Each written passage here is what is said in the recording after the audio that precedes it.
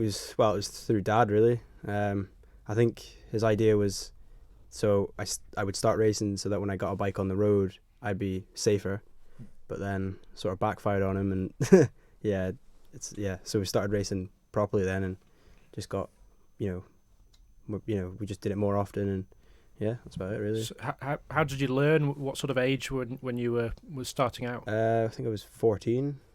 14. Yeah, 14. Yeah, 14. Yeah, just turning 15, I think. Yeah, and what kinds of bikes were you on to begin with then? It was starting on the pit bike, and then it moved up to the Ninja 300.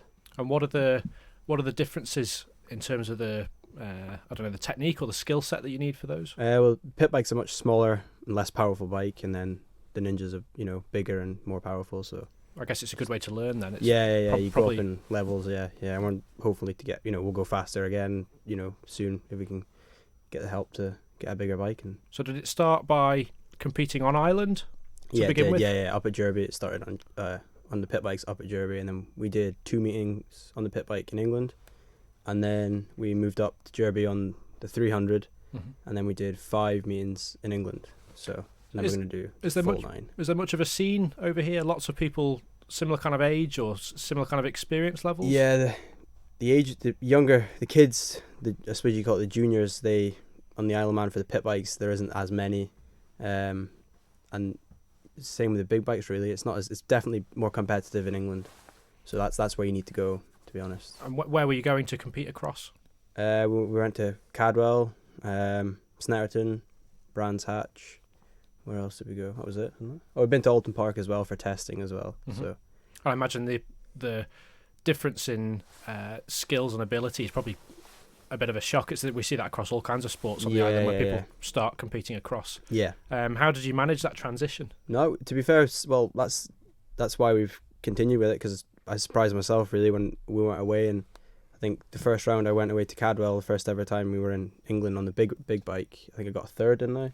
So I was on the podium the first time, and then I've been on the podium 5 times, and we've been away 5 times. So it was good. Yeah.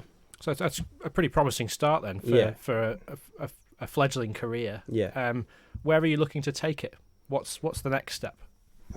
Probably, I don't know. It's tricky to say. Maybe I don't know whether I'd step up to a 600 and do club level, or maybe the same bike but BSB, which is like as fast as you can get in England, really, I suppose, in the UK.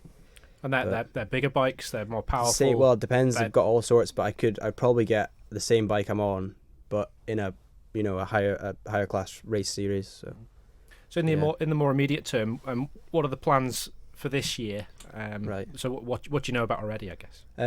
Well, I'm with a team this year, 3D Racing. They're a Welsh team, and they're providing me with 2 bikes, and I'll be doing the Bemsey series, and we'll be doing the full 9 rounds, isn't it? 9 rounds. 9 rounds.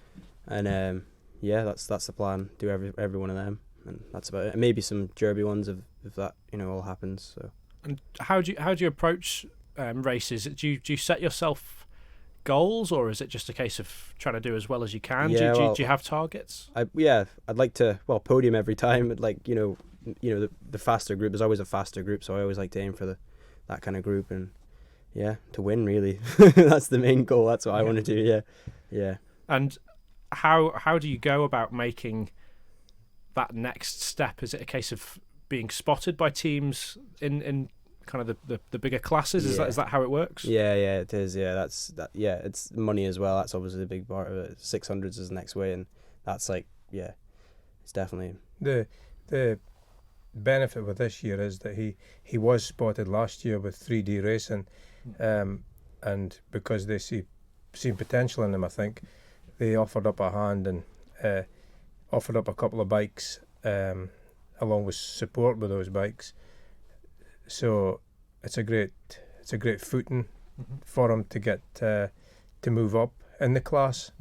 So they're looking for things like technique, are they, or is it someone's drive, or? Yeah, they're looking for just them to improve his technique and get faster, and they've also signed another guy who's got some experience with the view that he will help Cameron, give him some help along the way. I guess, mentor a little bit. Yeah.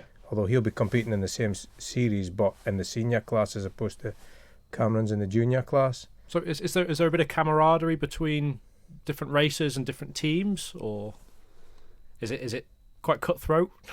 It's not too bad at Bemsey, to be honest. It's all right, isn't it? They're all really friendly at Bemsey. It's a very, very well regulated series. They pride themselves in have it well in the 300 class anyway. They stick to the rules, and everybody has to go through the same thing. So there's no. I don't like to say cheat, but there's none of that. Everybody's in a level playing field, so it's down to the ability of the rider, really.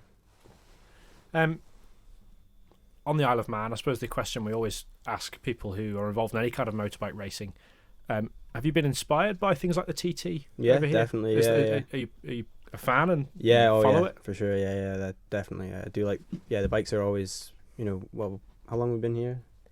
8 years. 8 years, is it? Yeah. Well, yeah, we've always watched it, and I've seen it before, and yeah, it's definitely a huge part. Yeah, definitely. Is it a family passion? Certainly mine. Yeah, motorbikes is mine. So maybe not so much mum, but she supports it, so that's yeah, she likes it. Coming round to the idea. Maybe. Yeah. So, talk to us a bit about the differences between road racing and track racing, because they're obviously quite different concepts, and you see people who are able to do both. Some not so successfully. Do you have aspirations in either direction? I'd probably just stick to the short circuit. I think it's just too much of a risk when you're spending all that money and all that time and effort to go out there and risk your life. It just doesn't make much sense to me. But then I don't know. So is it a safety thing maybe? That's I think so. Tracks more appealing. Yeah, I think so. Yeah, I don't know. I like the thought of being able to just not have to worry about that. I know you don't worry about it when you're riding anyways, but I don't think I'm. If you're doing road racing, you have to be like you can't think of it at all, and the fact I already have means there's no chance of me brave enough to do it. To be honest, that's really.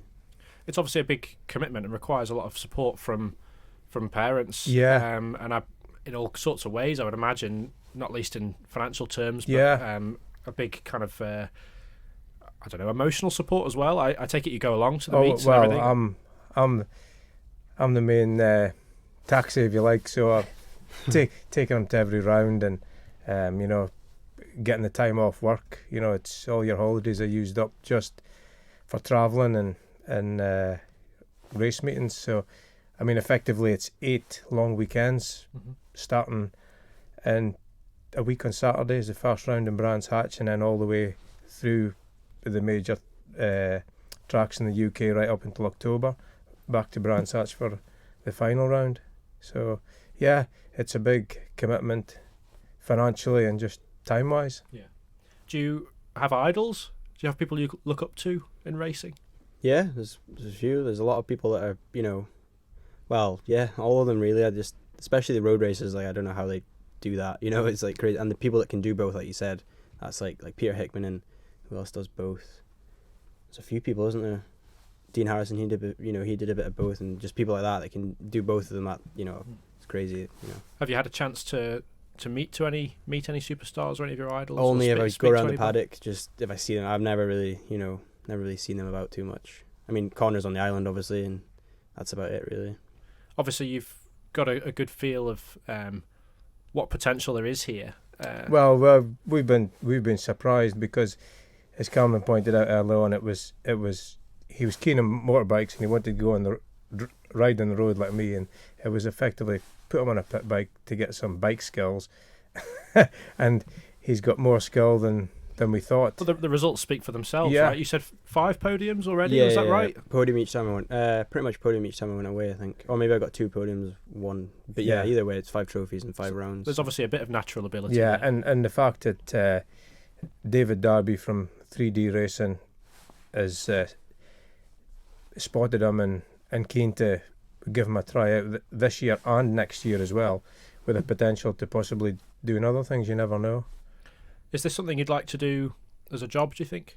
Yeah, definitely. Yeah, that's the dream, I suppose. Yeah. Is that the aim? Do you think that's? Yeah, if I could race, full time, that would be good. That's what I want to do. Yeah.